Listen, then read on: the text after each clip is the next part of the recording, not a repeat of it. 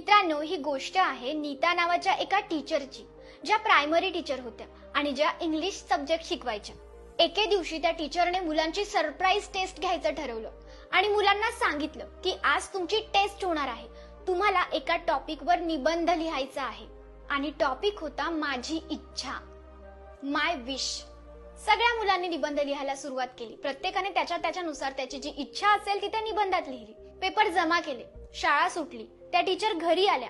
घरी आल्यानंतर त्यांनी ते पेपर्स चेक करायला सुरुवात केली आणि त्या टीचरचे जे पती होते ते त्यांच्याच बाजूला बसून मोबाईल मध्ये काहीतरी करत होते। ते बघत होते की त्यांची वाईफ काहीतरी पेपर वगैरे चेक करत बसली आहे। त्या घरातले जे आजोबा होते ते सुद्धा मोबाईल पकडून बसले होते। आजी सुद्धा काहीतरी मोबाईल मध्ये बघत बसल्या होत्या। असं काहीतरी सुरू होतं आणि या टीचर पेपर चेक करत होत्या। पेपर चेक करत असताना अचानक एक पेपर चेक करता करता त्यांच्या डोळ्यात अश्रू यायला लागले। त्या चक्क रडायला लागल्या। त्यांच्या हसबंडचं अचानक लक्ष गेलं। त्यांनी विचारलं की काय झालं नीता, तू रडते का आहेस? त्या मॅडम म्हणाल्या की यात उत्तरच काहीतरी असं लिहिलंय, मी आज माझ्या मुलांना माय विश, माझी इच्छा यावर निबंध लिहायला लावला होता आणि बघा ना या मुलाने काय लिहिलंय। त्या मुलाने असं लिहिलंय की ते वाचून माझे अश्रू थांबत नाहीये तो। त्या म्हणाल्या की त्या मुलाने निबंधात असं लिहिलंय की माझी ही इच्छा आहे की मोबाईल निघून जावा, मोबाईल माझ्या घरातून निघून जावा कायमचा। मी जेव्हाही शाळेतून घरी जातो माझे आजोबा मोबाईल बघत असतात, ते माझ्याशी गप्पा मारत नाहीत। जेव्हा मी माझ्या आजीकडून जेवण मागतो तेव्हा ती सुद्धा मोबाईल बघता बघताच मला जेवण देते, ती माझ्याशी काहीच बोलत नाही। मी माझ्या आत्यांकडे जातो खेळण्यासाठी, त्यांना काहीतरी गंमत सांगण्यासाठी, पण त्या सुद्धा माझं काहीच ऐकत नाही। त्यांचं अर्ध लक्ष मोबाईल मध्ये असतं। मी माझ्या वडिलांची खूप वाट बघत असतो, ते जसे ऑफिस मधून येतात तसं मी त्यांच्याकडे जातो तर ते सुद्धा मोबाईल मध्ये असतात। माझी आई सुद्धा मोबाईल बघत असते, सतत सगळे मोबाईल बघत असतात। माझ्याशी कोणीच बोलत नाही, मला कोणी वेळच देत नाही, माझ्याशी कोणीच खेळत नाही, माझं कोणीही ऐकून घेत नाही। आणि खाली त्या मुलाने असं लिहिलं होतं की मला एक जादू यायला हवी, माझी अशी इच्छा आहे की मला एक जादू यायला हवी जेणेकरून मी तो मोबाईल गायब करून देईल आमच्या घरातून, आणि जर तशी जादू येत नसेल तर मला मोबाईल होता यावं अशी तरी मला जादू यायला हवी। मी मोबाईल बनून जाईल जो सतत माझ्या आजीला हवा असतो, जो सतत माझ्या बाबांच्या हातात असतो।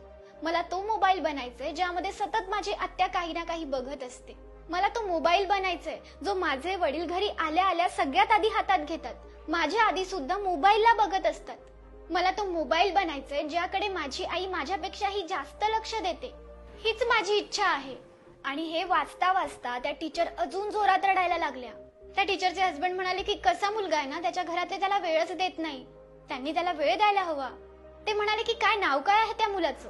त्या टीचर आणखी रडायला लागल्या आणि म्हणाल्या की आपल्याच सोनूने हा निबंध लिहिलाय, आपलाच मुलगा सोनू जो माझ्या क्लासमध्ये माझा स्टुडंट सुद्धा आहे, त्यानेच हे लिहिलंय।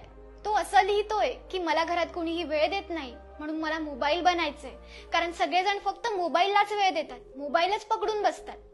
मित्रांनो, ही गोष्ट फक्त त्यांचीच नाहीये, ही गोष्ट कुठेतरी आता आपल्या सगळ्यांची बनून गेलीये।